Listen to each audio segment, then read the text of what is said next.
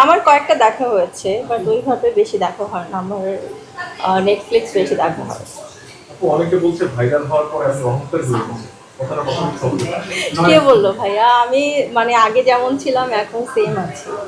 আমি অহংকারী না, এটা সবাই জানে। অহংকারী হলে তো কথাই বলতাম না।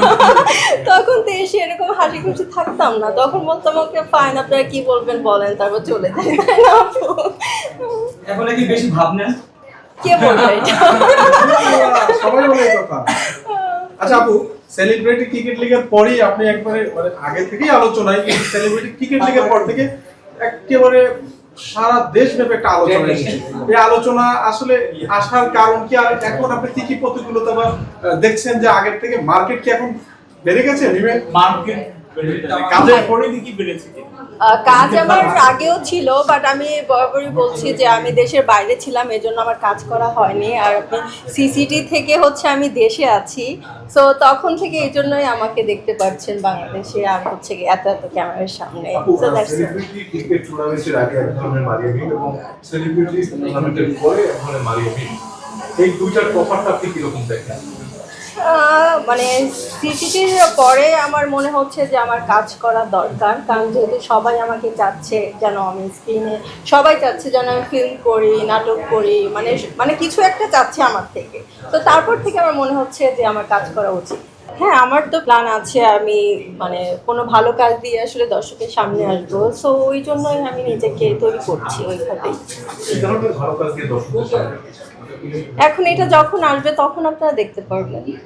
আপনি সবার ইচ্ছা থাকে কেউ নাটক বা সিনেমা বা কেউ ফিল্ম দিয়ে সামনে আসতে চায়, এরকম ভাবে আপনি কোনটা দিয়ে শুরু করবেন? আমার মেবি আপনারা দেখতে পারবেন ওয়েব ফিল্ম দিয়েই সামনে আসা। কোন ধরনের চরিত্রগুলো বেশি পছন্দ করেন?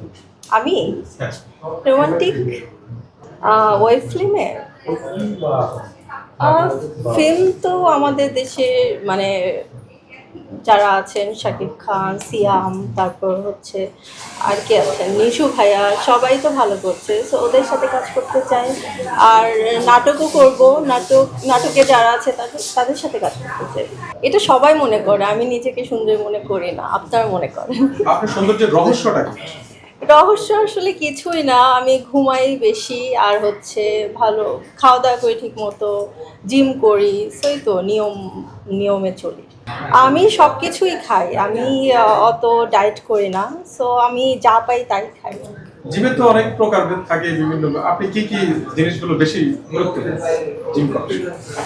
জিম করার সময় আমি গুরুত্ব দিই কোনটা, আমি যেন স্লিম থাকতে পারি সেটা। ওয়ালটন এখন দেশের সীমানা পেরিয়ে পৌঁছে গিয়েছে 50টিরও বেশি দেশে। ওয়ালটন, ঘরে ঘরে বিশ্বজুড়ে।